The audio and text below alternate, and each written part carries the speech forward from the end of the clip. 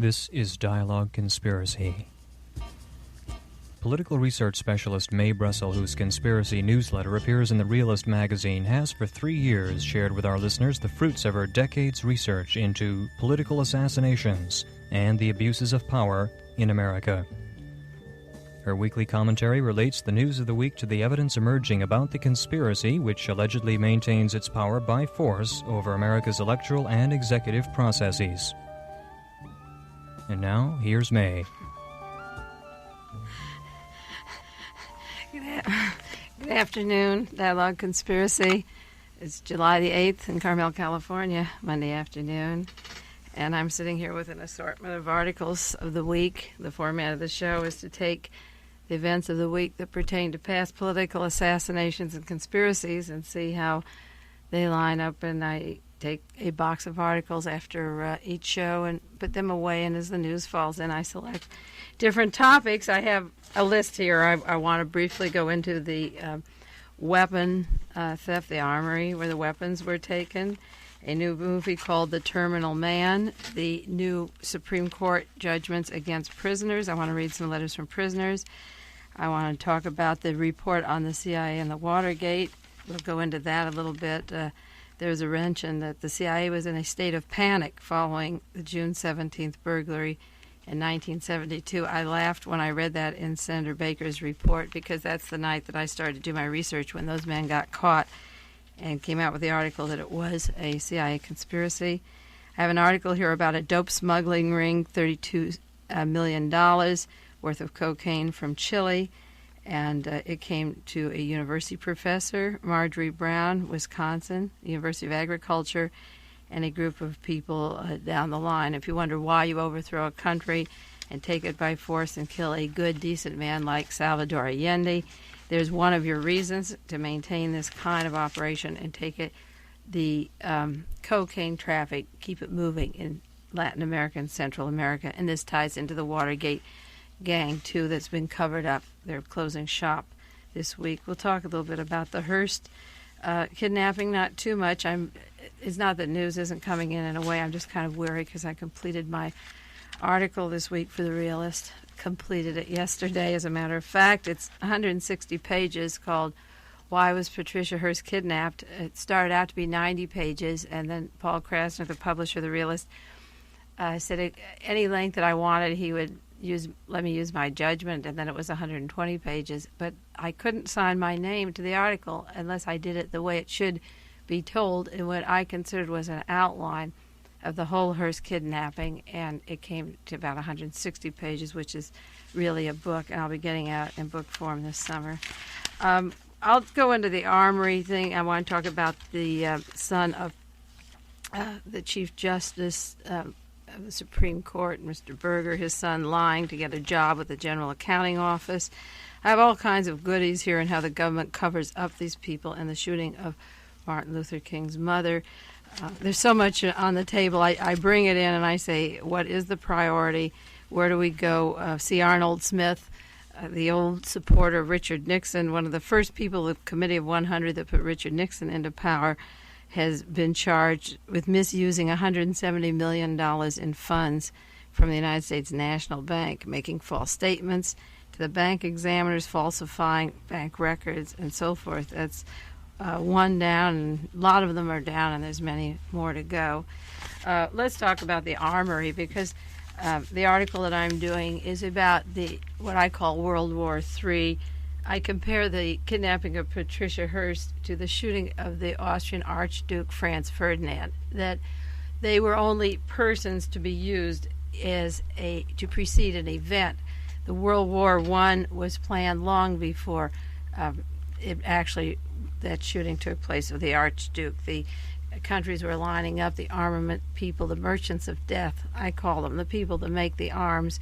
You don't see them, you don't know them. They sell guns to both sides. They'll sell them to Russia, they sell them to Germany. Just like in America, we have the merchants of death. We're delivering atomic bombs to the Middle East. We give them to the Jews, we give them to Israel, we give them to the Arabs, we give them to Iran. Anyone who wants to buy them, we make them, you buy them, kill each other, kill us, give or take a few.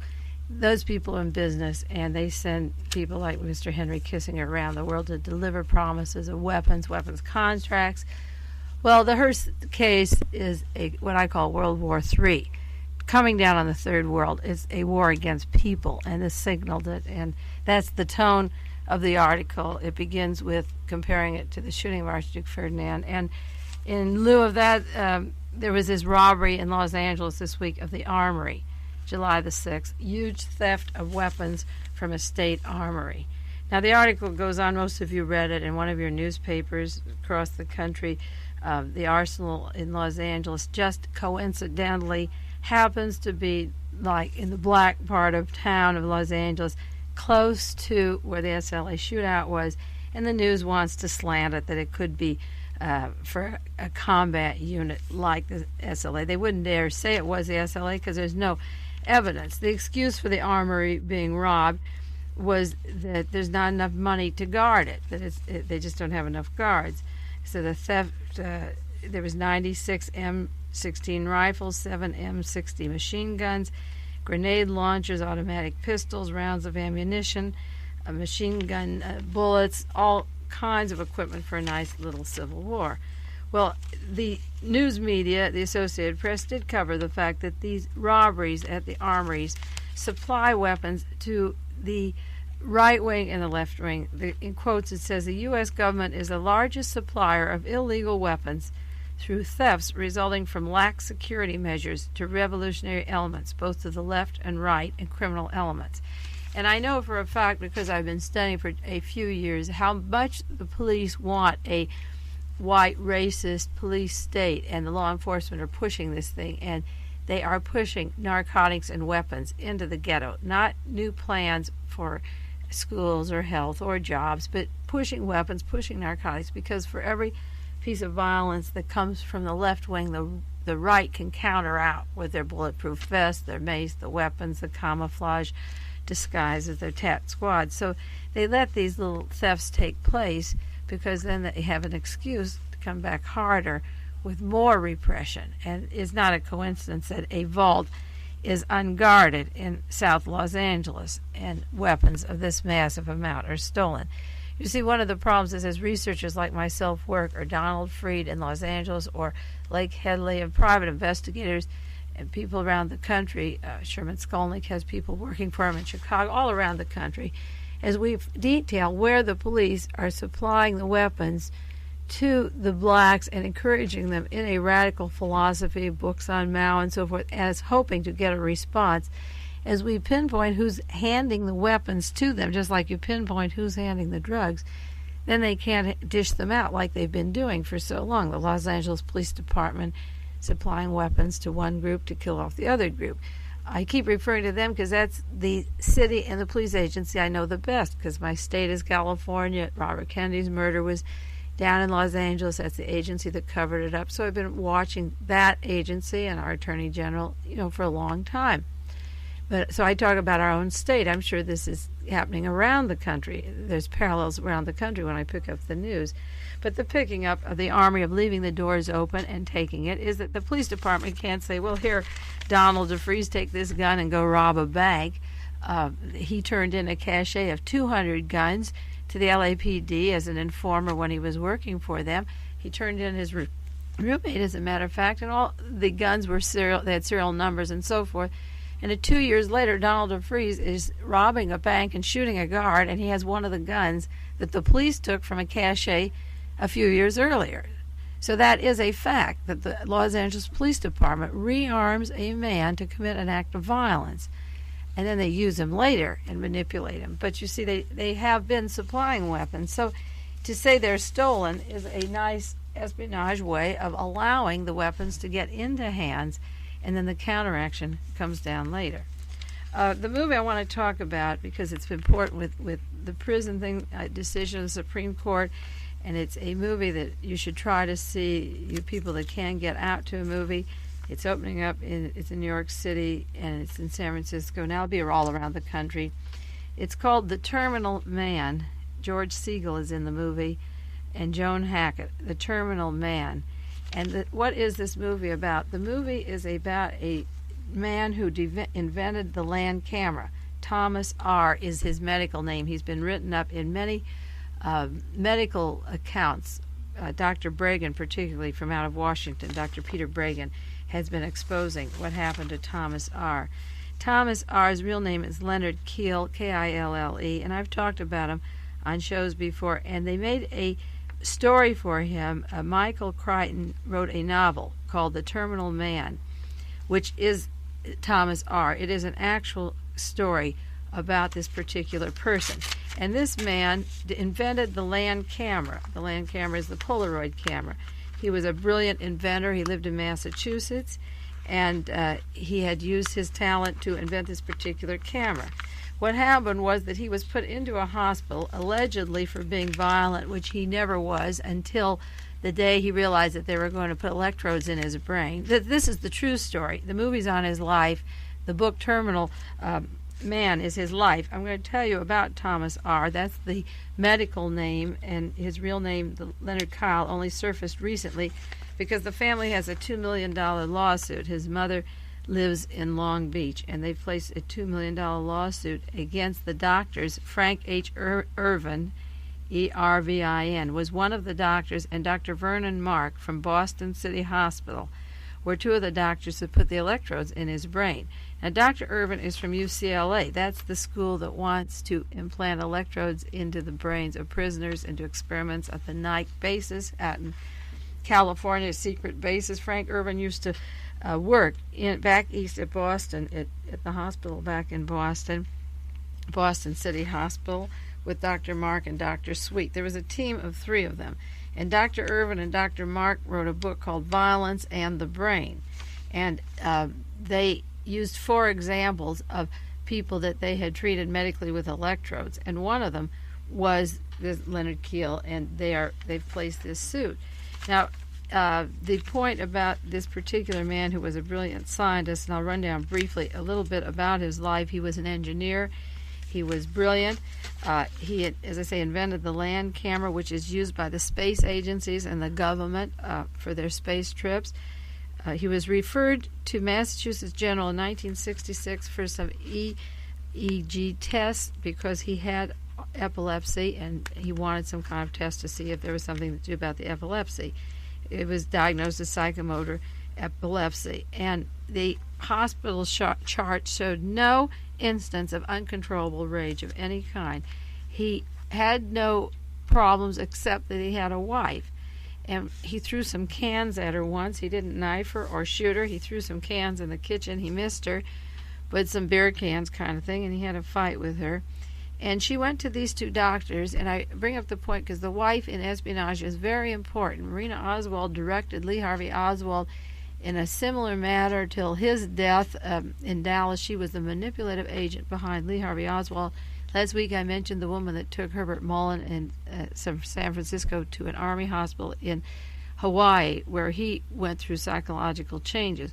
Well, this particular woman took her husband, told him to go see these doctors at Massachusetts General, who were receiving federal money for experimentations of this kind, and he was put in the hospital, and he wasn't restrained, and he wasn't considered dangerous, and he went for a neurological diagnosis. Now, his wife threatened that she would leave him if he didn't have this operation that would cure the epilepsy. And he accused her of not being faithful to them. There was another man living at the house with them, and she said he's paranoid. That the wife said, I'm not having an affair with the other man. It's his mental problem.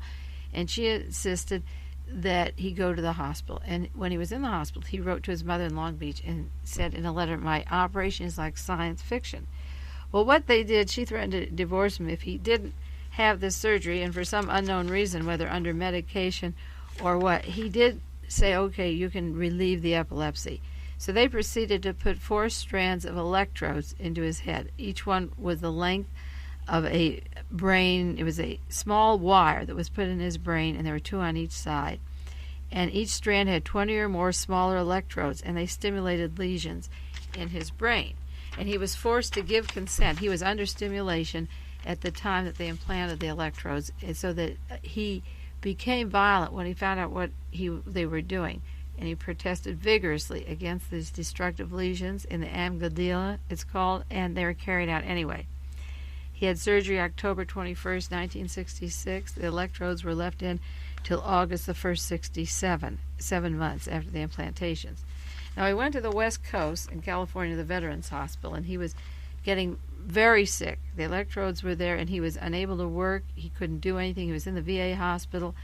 And then he was writing things on the wall about death or violence or suicide, and he seemed to have a violence which never was there before the electrodes were in. So the VA hospital wrote to Massachusetts General. So instead of Dr. Mark and Irvin and Sweet saying, yes, we did A, B, C, and D, this man had this, it indicated that, this was our surgery, they didn't tell him that he had electrodes in his brain, that Leonard Keele had them, and that they'd created lesions in his brain by microwave, by placing these electrodes in his brain. And what they were trying to do, they wanted to control him and his moods and actions, and they told him they were going to turn him up or down, and they could control his behavior and what he did. So the VA writes for the medical record, and they don't tell him what they've done to him back in California. In October 68, the VA declared Leonard Keele totally disabled for the first time in his life, and he still is, and that's why the lawsuit against these doctors. In 1970, the book came out, Violence in the Brain, and they said that Thomas R. passed 4 years without a violent rage. Well, in 68, he was admitted to the hospital. He was fighting with a policeman, and his violence came out against himself and the people around him at the VA and later at home, and he's reduced to a vegetable. Now, why would a hospital like this in Boston, Massachusetts, why would they take a scientist's brain and tamper with that brain? He's an intelligent man. How did they get away with it? And I bring up the point because so much of this experimentation is happening in our prisons all around the country, but particularly the same people that did that to him in Boston are out here in California and wanting to step up their experiments at Vacaville and Soledad and so forth. How can you take there's a two-pronged question. How can you take a person who's intelligent and get him into a condition to reduce him to an animal, a zombie with electrodes, who has this brilliant mind? And the other question is, how do you protect a prisoner who is not sophisticated, who has no lawyer, whose family has abandoned him, and get him in the same position to experiment to become a zombie? And then another question is why? Why? Well, a lot of the men doing brain surgery want to work with people who are intelligent. I have copies of reports, congressional records, and so forth, where the doctors have said they just don't want ordinary intelligence. They want above intelligence so that they can play around with the reasoning ability, with the creative ability, and they want to experiment on certain people with brains. So given the right climate or a mild excuse like the epilepsy and a woman that can entrap you, they can have your brain. It's up for grabs. Now, was the woman placed there? Was this his wife? Was she an espionage agent delivering a brain to the hospital? You have to ask yourself what reason. And one of the subjects that I think might be of interest is, I have a copy here, 89th Congress. Now, this is in 1966, and all this was happening to him. He went into Massachusetts General, Leonard Keele, in 1966, but at the Department of Defense Appropriations in 1966, there was a hearing before the subcommittee, the Committee on Appropriations, the House of Representatives, 89th Congress, the first session. And I think this will be interesting because this is what I got from the government printing office. A person who listens to my radio shows and who knows I'm interested in this has congressional records and was able to get this from her files. This is the testimony of a Mr. Meissner testifying before the House Appropriations Committee. And he was talking about the Miami section of the Institute of Electrical and Electronic Engineers in July 63, and reports that they had bring them up to date to 66. And it's interesting. They were talking about laser beams and flash bulbs and organic lasers and revolvers and so forth. It was a scientific subject that was being brought up at the hearings. And then this is part of the hearings. I'll read you. It says, one of the big problems, one of the big business fears, independent inventors, as the independents very frequently upset the entrenched apple carts with the industry shaking explosive new ideas over which they have no control. In other words, the major industries get very upset by a small inventor coming up with something that puts the older system out of business. They have no control. They use the example, Edison's electric lamp was one such for the gas illuminating industry. It affected the gas company. So was Bell's telephone for the telegraph company.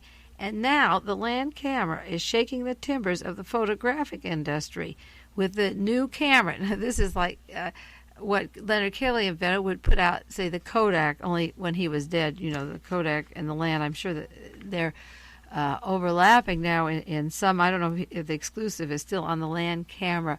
I don't know how the who gained or lost by this manipulation of this individual, but they use the example that Edison shook up the gas company by inventing electricity, and the Bell telephone for the telegraph companies, and now the land camera is shaking the very tumults of the photographic industry with his new camera, and they don't use the name of the inventor here at the hearing, with his new camera in super ultra fast film and the latest in color. And entrenched, the industry wants no world-shaking inventions. These often make obsolete what they know, what facilities they have, and what products.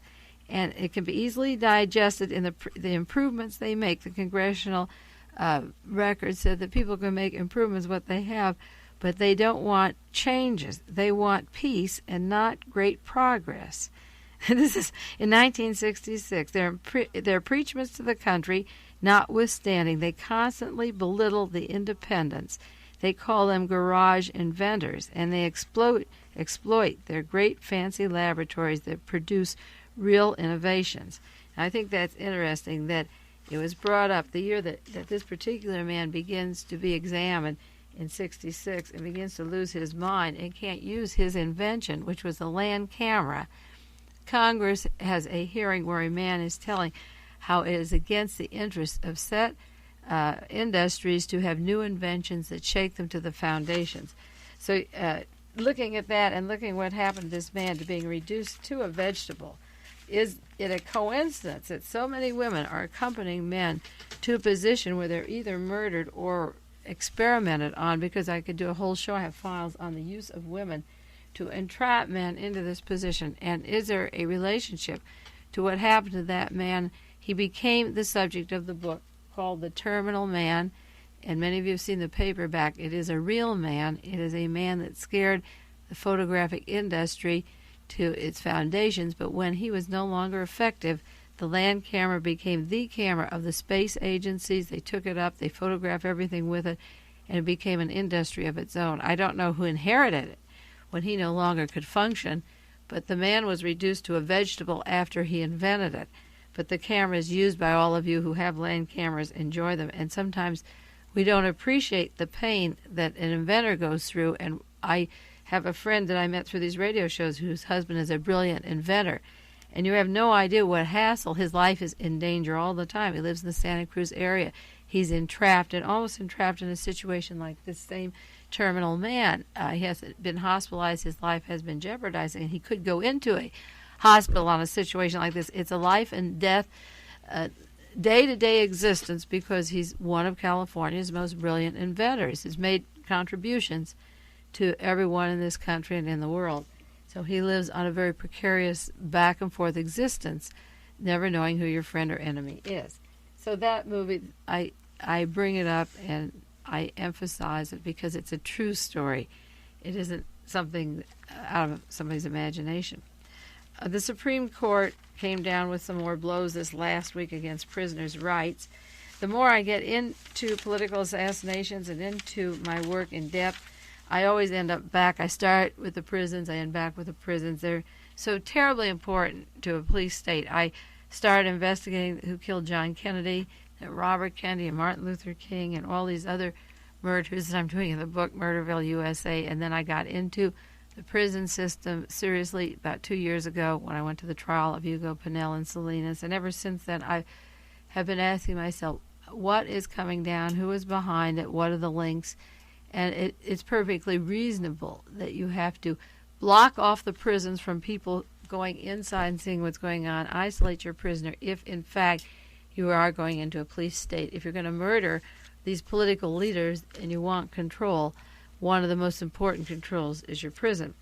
And before the Supreme Court, I'm going to read you an editorial from the Washington Post this week because it quotes Chief Justice Warren Burger spoke last year on the reform of American prison systems and how we ignore the prisoners. And this is what he said in quotes: "We continue to brush under the rug the problems of those who are found guilty and subject to sentence. In a very immature way, we want to remove the problem from public consciousness. It is a melancholy truth that has taken a tragic prison outbreak of the past 3 years to focus attention on the problem." Now, after Warren Burger made that decision, the Supreme Court voted this last week 5-4 that prison regulations barring interviews between reporters and inmates did not violate the constitutional guarantee of free speech and free press.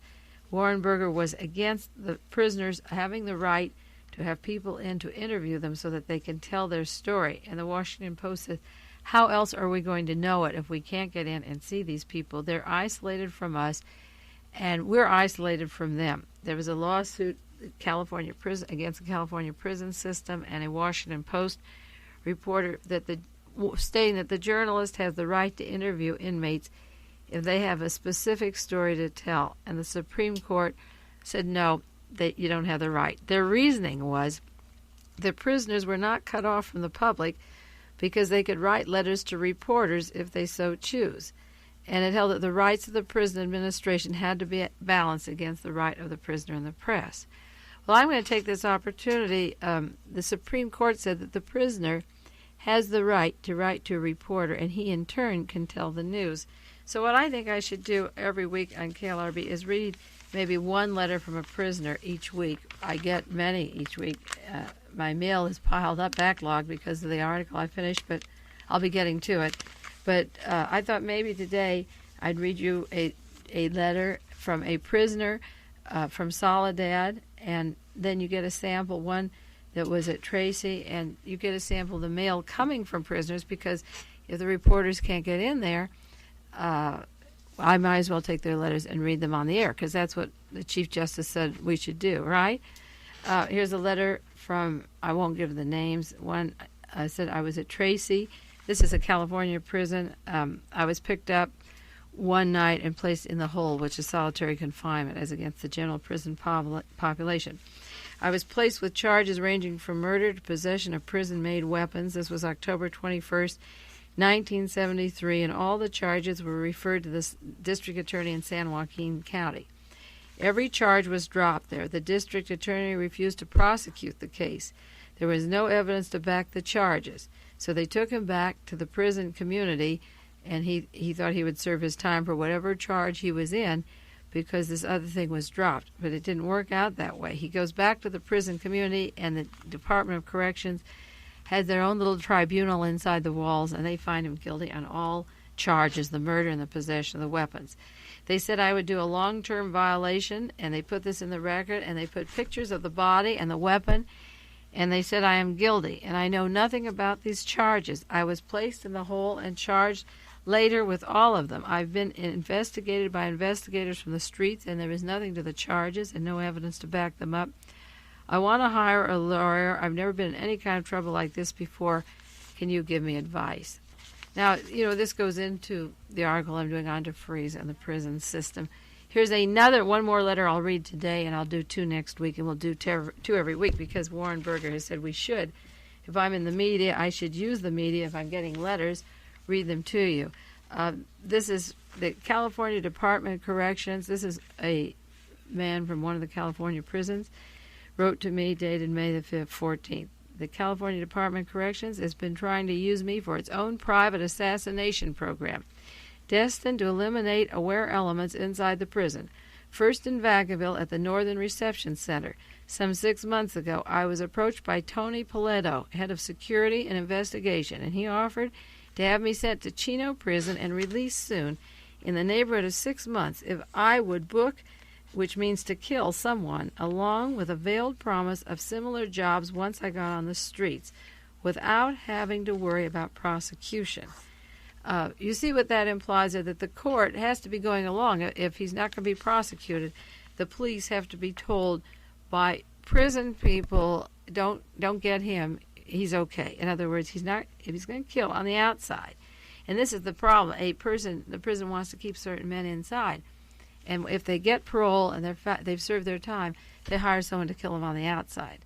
And that's it. So you're not safe as long as these people are running it, and I'm naming the names of the people. Like in the article I have coming out, I'm naming the names of people that offer prisoners to kill inside and outside, because I think it's time we give them names, just like my article names the article named Patrick Gray and John Mitchell and Richard Nixon, and I'm naming prison officials. Tony Polito, head of security of investigations, offered a man to be out in 6 months if he would kill somebody, and on the streets he would kill. At that time, I had an overwhelming urge to accept, which I can't explain, but I refused. I wanted nothing to do with the California Department of Corrections. So he came apart at the seams and threatened to have me killed in one way or another, or see me in prison the rest of my life. In December, I was put in the hole in segregation with an assault charge. That is a mystery to me, and it still is. In the next couple of months, I was given a phony write-up and again threatened by Polito, and I was transferred to Soledad. And at 2 a.m, a guard approached my cell and told me he had someone he wanted me to kill. He brought up my past refusal to do so in Vacaville, and he said that I was going to do my maximum sentence in long-term lockup. He went on to say he wasn't asking now, but he was telling me either I commit a murder that I didn't want to do, or I'd be found hung in my cell like John Carp, 1972. You can check this out, you investigators who are listening to these shows and following up. I'm getting letters or doing research on these things. KARP, 1972, hung in his cell. It may have been marked as suicide. It evidently was a murder. If I agreed to the same deal that I could get out that I was offered in Vacaville. This was on the guy that was causing problems for the CDC, and they wanted him out of the way. I saw the California Department of Corrections for all its corruptions, and I turned them down. For once, my conscience is clear, and I don't regret writing this. I want to have a decent break and be able to expose these corrupt dogs. Now, if any prisoners want to write to KLRB, Box 3904, or write to their families, or if they feel their life is in danger, write to their lawyers and have their lawyers give me their address. And we'll read 2 letters like that every week on the show and write them up and send them off to the proper authorities. I'm collecting. I have hundreds of those. And I think as long as the Supreme Court says the media should share them, then I think we should share them. The Supreme Court has come back. They had 3 decisions against prisoners this last week, which is not surprising considering the Nixon report. They said the court declared that newsmen have no constitutional right to demand interviews. The cold-blooded measures of this presidential administration just keep men behind bars, and they can't tell the truth, and we have to end that. One of my favorite prisoners up in San Francisco, Yuko Pinnell, was testifying at that trial. You know, the San Quentin Six are accusing the prison system of all kinds of torture in the last 3-year period of time. They're kept like animals, fed food with feces. We ran them down last week, a few of the charges, and Hugo Pinnell was on the stand last week telling how he was offered to be out. He would be out of prison today if he had said that George Jackson murdered some men at Soledad Prison. And Hugo Pinnell said to Sergeant Maddox, this was out in Soledad, he said, if that's the way I'm going to get out of prison, I'll spend the rest of my life here. And he turned down the offer also. There's a lot of heroic, beautiful people who have turned down these offers, and there's a lot of men alive who owe their life to this kind of courage. So I think we should be aware of how many people are not accepting the offers of the prison system, but the important thing is to get the men that are making these offers out of the jobs and fired and removed. Well, Gerald Ford was in Dallas. It's been 10 years since the Kennedy assassination. That he said there was allegedly a sniper scare at his car. I have so many memories of the Warren Report and the research I've done for 10 years that while this little news account may not mean much to you, I think there's some ironic kind of justice in it. The Vice President of the United States was driving down a street in Dallas going to the Trademark, the same place that John Kennedy was headed, and allegedly heat expansion broke a window in his car. There were three versions of what happened to the glass plate inside of the car of Vice President Gerald Ford, but I'm going to give you my fourth version. First, they said it was a heat expansion, and the Secret Service said it was a new car. They'd never used it. And then the Department of Public Safety said, no, that's not a new car. We've used it since February the 1st, and it has 255 miles on it. Then the next explanation was that there was a bullet. The first car that came out, the man driving the car, the lead car ahead of Gerald Ford, called in and said, we've been hit by a bullet, and when they arrived at a safe place, they didn't find a bullet, so they ruled out the bullet theory. There was no bullet. They couldn't find a bullet. Then they had a large hole in the glass, and they thought a rock had gone through the window. Well, it would certainly be as easy to find a rock as a bullet, and they couldn't find a rock. So you're left with, how did the glass break of this car that made it look as if Gerald Ford were going through the same kind of a trip that John Kennedy did, but he hardly did because he left and went home alive. Well, about 2 years ago, I was bringing a bowl of flowers from the kitchen into the family room, and the piano tuner was there. And I'd always heard these stories about certain tunes breaking. You heard a certain note and you break glass. I'd heard it, but I'd never experienced it. And I was walking through the room, and he hit a certain note on the piano, and this vase I had broke open, and the water spilled all over. It just crashed to the floor, and he hit a note, and the glass broke. So I believe that what Gerald Ford was going through, you see this psychic from Israel who bends keys, who bends metals, and a lot of people are showing this psychic phenomena, how you can break material substance with thought waves. So what I think happened was that Gerald Ford's brain was so filled with guilt about the John Kennedy assassination that his brains broke the glass. They can't find the bullet or the rock, and we know that the mind moves matter, so that's my version for whatever it's worth. A little bit about the Harris escapade down in Los Angeles. The FBI has reduced the amount of forces that are watching Patty Hearst. I do a lot of research, and I have files that go back 10 years, and they're not alphabetized or computerized in any way except my own particular filing system. And one of my very close friends called me this week to remind me, she had a newspaper from 71 that said that Charles Bates, the FBI director of the San Francisco investigation of the Hearst kidnapping, or the Zebra case, Charles Bates, came from Washington, D.C., where he'd been there 1 year in the Justice Department. But before that, he was in Chicago, Illinois, during that time period when Fred Hampton and Mark Clark were murdered, the Black Panthers. And that explains so much about the parallels between the Hearst case and the murder of Fred Hampton and Mark Clark. The FBI orders to kill all black leaders, the use of infiltration. A man by the name O'Neill, an informer that worked for the FBI, told the police department where Fred Hampton and Mark Clark were sleeping, what beds, and had a layout of the plan.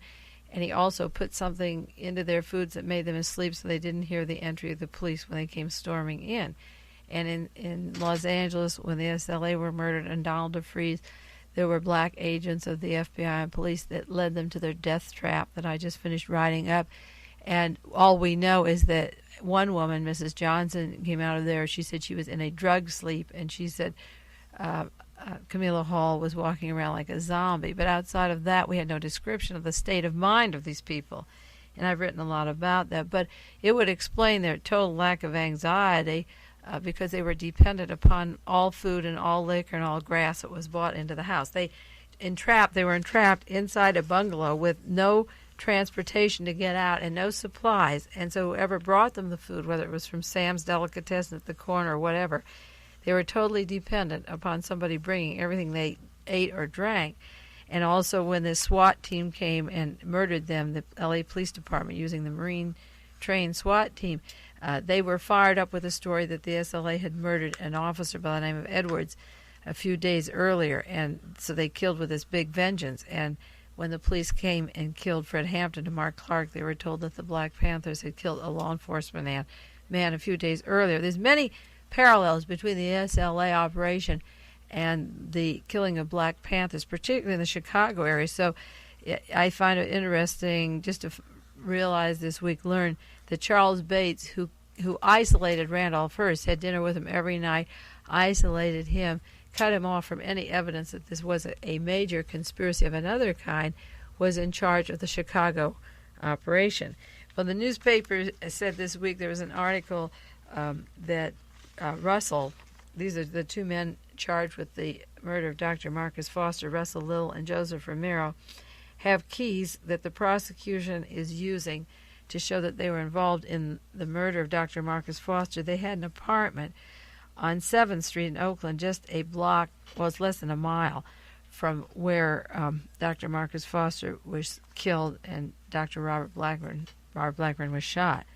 And these two men had a key to this apartment on 7th Street, which they used as a safe house. It was a place where they ran from the shooting, and the police didn't find them there. I've been doing a lot of writing about that apartment. I finished writing about it. And one of the pieces of evidence of the prosecution is that these men had the key to the apartment. But what the news media doesn't tell you, and what I've been busy in the article telling and give you glimpses of it, was that the apartment, allegedly Russell and Little rented it as of October the 1st in 1973. But Emily Harris and William Harris, the two agents from the Midwest that I've talked about that have Patricia Hearst now, or allegedly have her, they used that address in September 1973. They got driver's license. Willie Wolfe, Emily Harris, and William Harris got a driver's license using the address 1621 7th Avenue, which was the getaway house for the Marcus Fosters. So they had to be the people that supplied the apartment house for the other men that are being charged for using it as a getaway. Maybe they used it as a getaway. But how is it two men are charged, only two, with the murder of Dr. Marcus Foster, and the people that provided that safe house, knowing it's a safe house because they have their own lush apartment not too far away in Oakland, the Harrises, why did they use an alias and get this house in September? They knew that date as of September when they got a driver's license, and Romero and Little weren't going to use it until October. So the Harrises lead the way. The espionage agents get the locations, get the safe houses for James Earl Ray, Lee Harvey Oswald, Sirhan Sirhan. They get the rent. They provide the building. They know the managers don't see anything or hear anything. In fact, the manager of this building was a security guard. They don't see when somebody leaves. They don't see him check in. And then they entrap their patsies to use it for an operation. But the Harrises had used that apartment for an address previously to when Romero and Little used it. Now, a quotation of San Francisco FBI Director Bates again, June the 10th, he was telling the Harrises to come forward now, that they would be taken peacefully. He has an offer. He said it's better if Miss Hearst is taken without violence, and the Harrises are less militant than their 6 SLA comrades. So far, Bates said the Harrises were not overtly involved in any of these incidences. You see, they did not go at the scene of the shooting of Dr. Foster, but isn't it a conspiracy to be a part of the whole thing? They sent out communiques bragging that they killed him, saying that they were part of an army, but now Mr. Bates is offering them immunity, as much as immunity, and making a deal, because they are the agents that will be protected, and he's going to see that his top agents don't get too tough a time. Well, the week was filled with all kinds of news about the CIA and the Watergate. The Watergate Committee is closing. We should say something in the last 3 minutes. The Senate Select Committee is closing house this week. They're closing July the 11th, 1974, 2 years after the first article I wrote was finished, July the 11th in 72. They're closing shop. And Senator Sam Ervin, who is just a fool for closing up, made an opening statement when the Senate Select Committee began to investigate the Watergate in May 1773. And I put the whole thing in full in my second Realist article last year because I knew they'd never live up to it. And I thought for historic purposes, for whatever it's worth, the world may be full of a lot of fools, but it's filled with a lot of smart people, too. I come into this station today, and there were at least 20 or more letters from everywhere, from Boston and from Sacramento and Ohio, Massachusetts, cities in California and across the country. People are catching on, and they want these articles. And I did put in my article purposely what they were doing, the opening statement, because they never intended to do it, and I knew they didn't intend to do it. And you have to see what the government says they're doing as against what they're doing. because what Sam Ervin said was what they were seeking was to steal not the jewels, money, or property of American citizens, but something more valuable, their free election. The Senate committee must probe into the assertions that the very system is subverted. And he goes on to say the purpose of this committee is to provide a full and open testimony so the nation can proceed against and towards the healing of wounds. The nation and history itself are watching us. We cannot fail this mission. And he lists, we're going into every accusation at every level. He says we won't leave any stone unturned, like the Warren Commission. Well, this week Sam Ervin announced that the committee expires as of July the 11th, and this is what Sam Ervin says. In theory, the Watergate Committee job was to recommend legislation to prevent a recurrence of the Watergate. Now, that wasn't what it was about. The committee's job, the Watergate Committee's job, wasn't to stop a recurrence. It was to find out who did what to the 1972 elections. So they pervert around. They said the most important thing, Sam Ervin said, is that the American people get the truth than that a few people go to trial. Now, how are you going to get the truth without a trial? So he said from the beginning, we wanted to show the system could work. So they closed shop this week, January the 11th. But I assure you that as long as a few people with courage keep asking questions and looking for answers, we'll get the truth no matter what those fools do. They are a bunch of fools, and we will find the truth because they haven't even touched the surface. My time is up. Have a good week. It's a hot summer here in Carmel. I hope you're cooling off around the country, and we'll see you next week.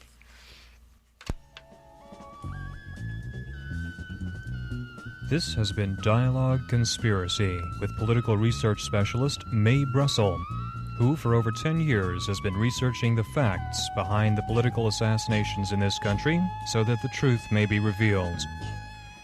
Dialogue Conspiracy originates with KLRB-FM in Carmel, California.